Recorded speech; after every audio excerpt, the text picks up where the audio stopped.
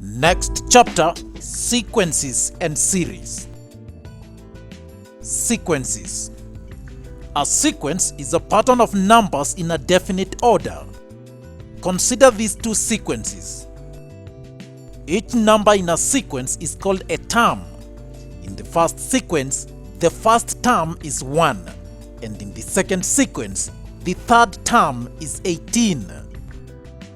For a pattern to qualify as a sequence, it must be governed by a rule that is consistent throughout the sequence. For the first sequence, the rule is adding 4 to each term to obtain the next term. And so 1 plus 4 is 5, 5 plus 4 is 9, 9 plus 4 is 13, and so on and so on. For the second sequence, the rule is multiplying each term by 3 to obtain the next term. So 2 times 3 is 6, 6 times 3 is 18, 18 times 3 is 54, and so on and so on. When the rule governing a sequence is given, we can determine the terms of the sequence. The position of a term in a sequence is represented by n. For example, in our pattern, 13 is the fourth term, and so n for 13 is 4. 21 is the sixth term in the second sequence, and so n is 6. For example, write the first 5 terms of a sequence governed by the formula n squared plus 2. For the first term, n is 1, therefore we have 1 squared plus 2, giving us 3. The second term, n is 2, and so 2 squared plus 2 is equal to 6. Third term, n is 3, and so 3 squared plus 2 is 11. Fourth term, n is 4, and so 4 squared plus 2 gives us 18. And finally, fifth term, n is 5, and so 5 squared plus 2 is 27. The sequence is therefore 3, 6, 11, 18, 27. There are two types of sequences, arithmetic and geometric sequences.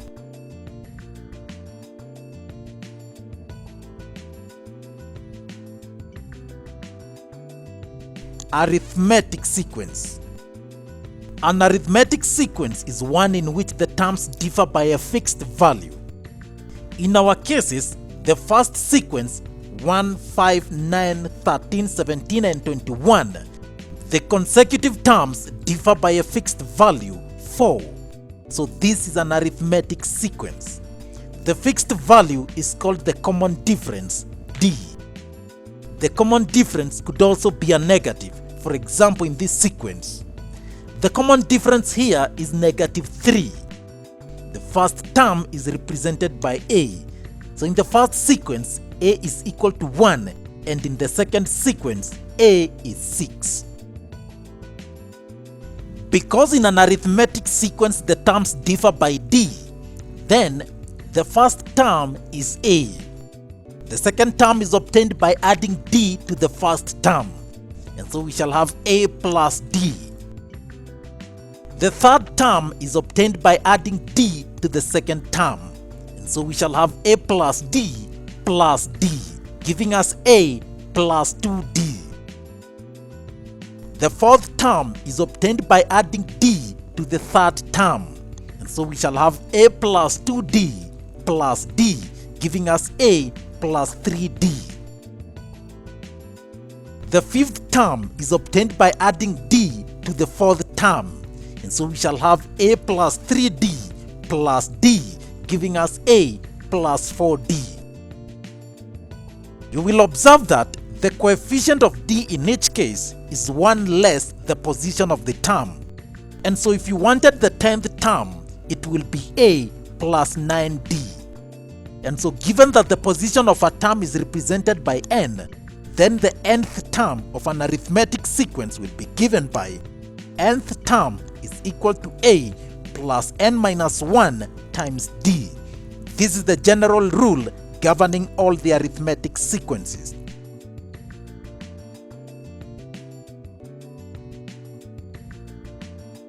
Example, find the 10th term in the following sequences. For the first one, A is 1, D is equal to 4. We are looking for the 10th term, and therefore n is equal to 10. And so we shall have 1 plus 10 minus 1 times 4. That gives us 1 plus 10 minus 1 is 9 times 4 is 36. And so the answer is 37. For the second one, A is 6, D is minus 3, and n is 10. And so we shall have 6 plus 10 minus 1 times minus 3. That gives us 6 plus 10 minus 1 is 9 times minus 3 is minus 27. And the answer is minus 21.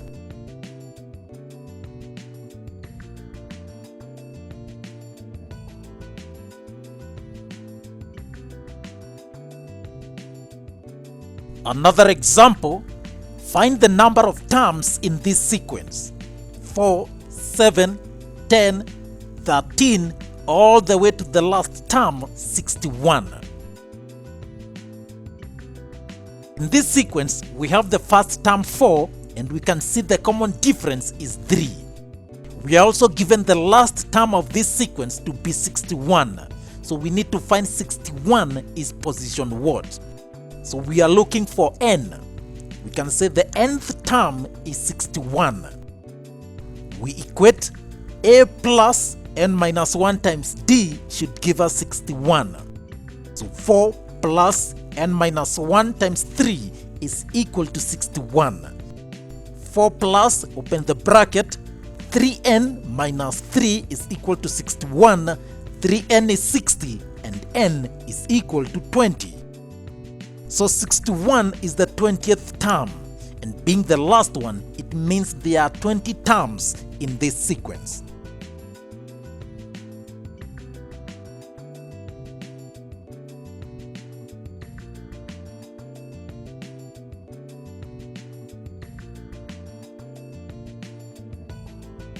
Another example, the second and fourth terms of an arithmetic sequence are 6 and 12.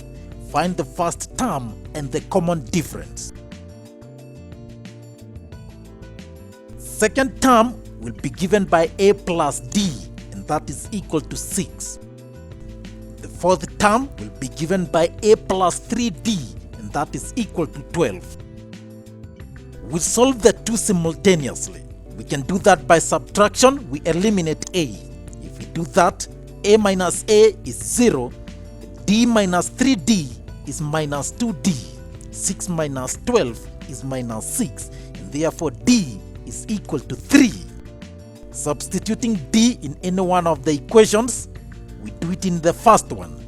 A plus 3 should be equal to 6, and therefore A is equal to 3.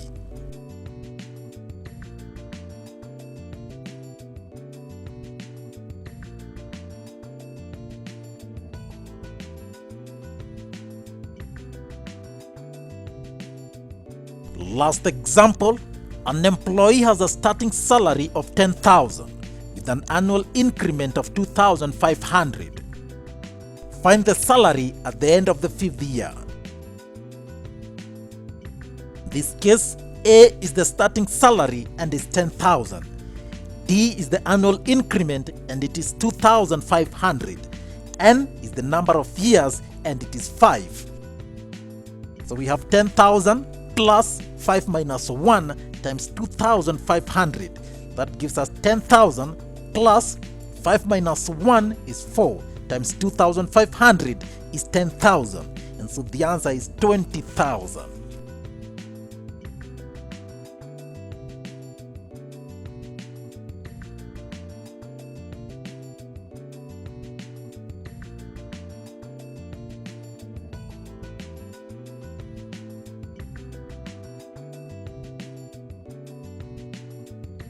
Next, series. A series is the sum of the terms in a sequence. The series for an arithmetic sequence is called an arithmetic progression, or AP. For our case, the AP is the sum of these terms. if we add the first 4 terms, then the AP represented by S4 will be equal to 1 plus 5 plus 9 plus 13, giving us 28. And because sequences continue to infinity, we must be given the number of terms to add. For example, the first 10 terms, the first 100 terms, and so forth and so forth.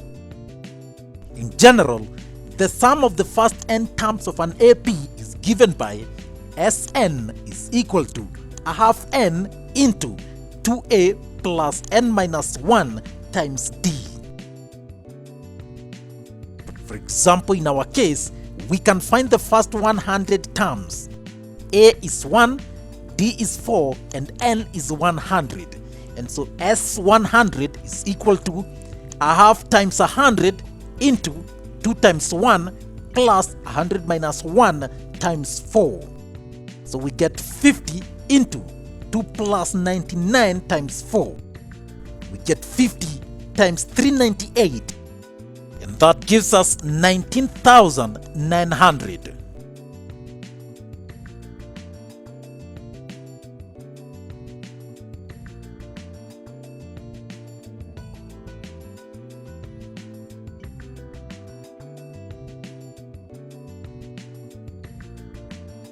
Another example, find the sum of the following series.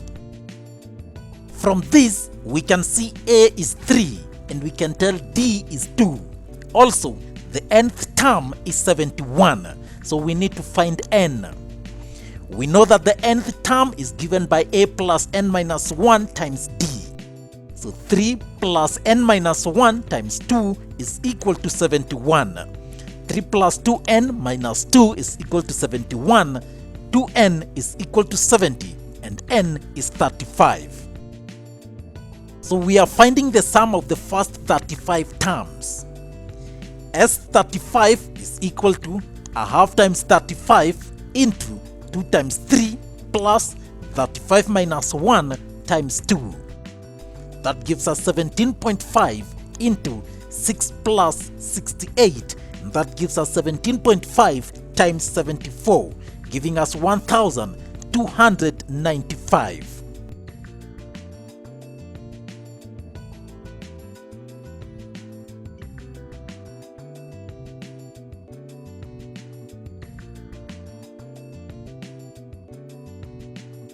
Last example, find the sum of all odd numbers between 10 and 50. The first thing to know is what odd numbers are. From 10 to 50, the first odd number is 11 and the last one is 49. Also, consecutive odd numbers differ by 2. And so we can form a sequence 11, 13, 15, 17, all the way to 49. A, the first term is 11. D is 2. The nth term is 49. So we find how many terms are in this sequence if the last one is 49. Nth term is given by A plus n minus 1 times D. 11 plus n minus 1 times 2 will give us 49. 11 plus 2n minus 2 is 49. 2n is 40 and n is 20. And so between 10 and 50, there are 20 odd numbers. So S20 is equal to a half times 20 into 2 times 11 plus 20 minus 1 times 2. That gives us 10 into 22 plus 38. That gives us 10 times 60, giving us 600.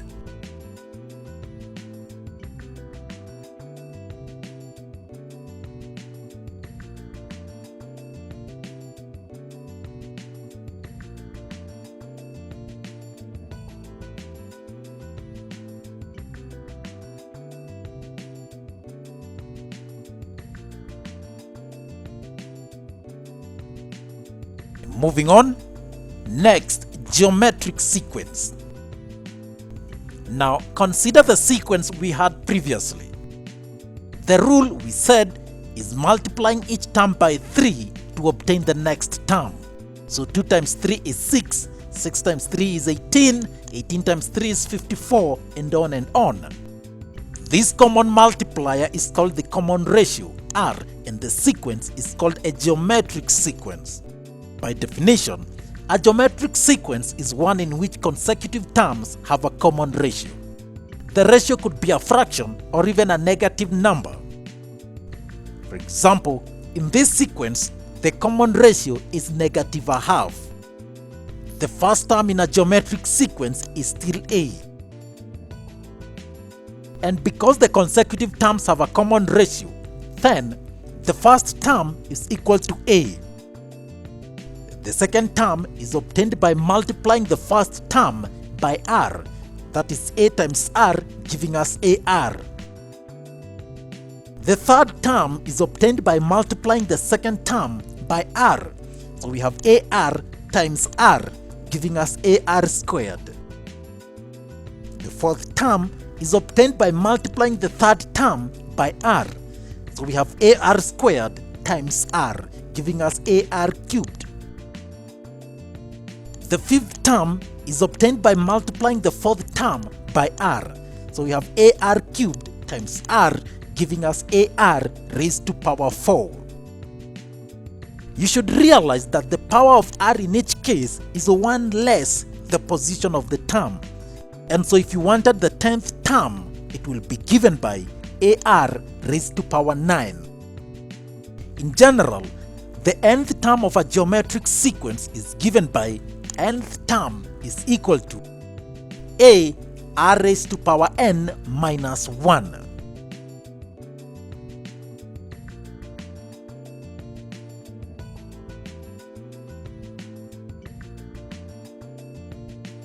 For example, determine the 6th term in this sequence.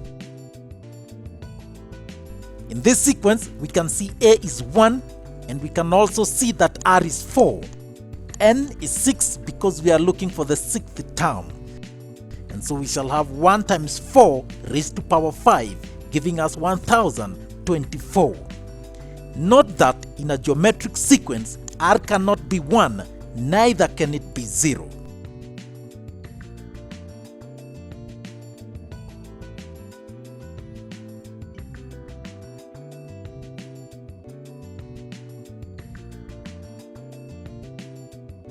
Geometric progression.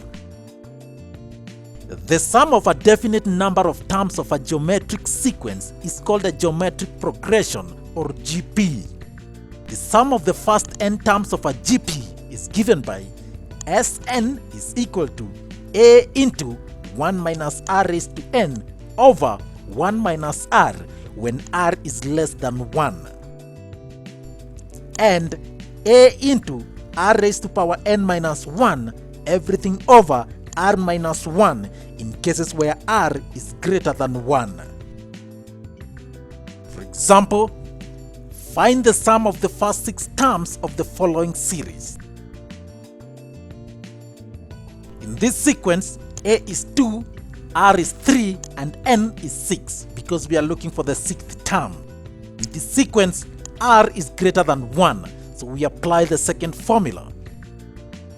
S6 is equal to 2 into 3 raised to power 6 minus 1 over 3 minus 1. That gives us 2 into 728 over 2.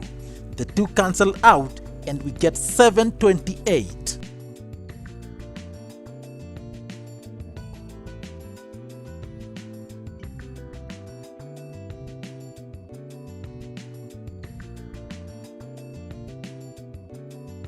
Another example.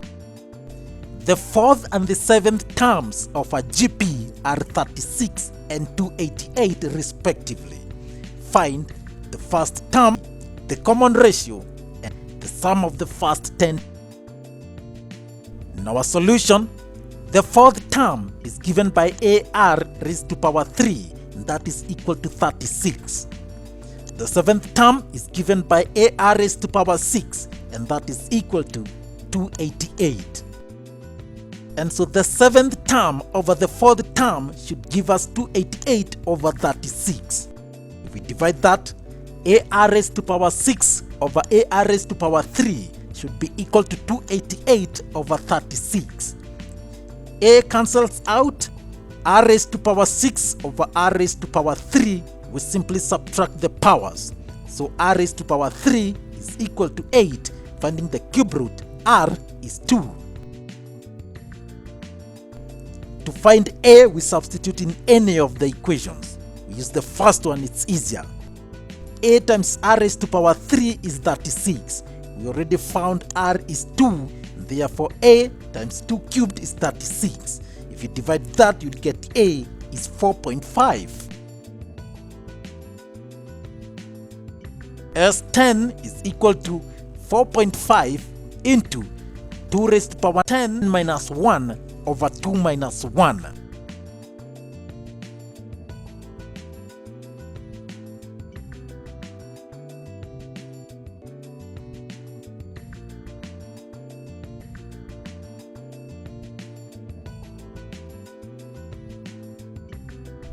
Last example. Given that 75 plus x plus 12 is a geometric progression, find the possible values of x. Now, we've said that in a GP, consecutive terms differ by a common ratio. This sequence basically is 75, x, 12, and on and on. The first term is 75, the second term is x, the third term is 12, and so on and so on. In a GP, the second term divided by the first term should be equal to the third term over the second term, and both of them are equal to r. And so we can say AR, that is the second term, over A, the first term, is equal to r.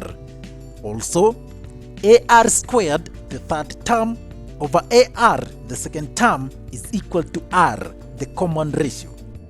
It therefore means that AR over A should be equal to AR squared over AR, because both of them are equal to r. In that case, we can say that x over 75 is equal to r, and also 12 over x is equal to r. That means that x over 75 should be equal to 12 over x. Cross multiplication, x squared is 900 and x is plus or minus 30.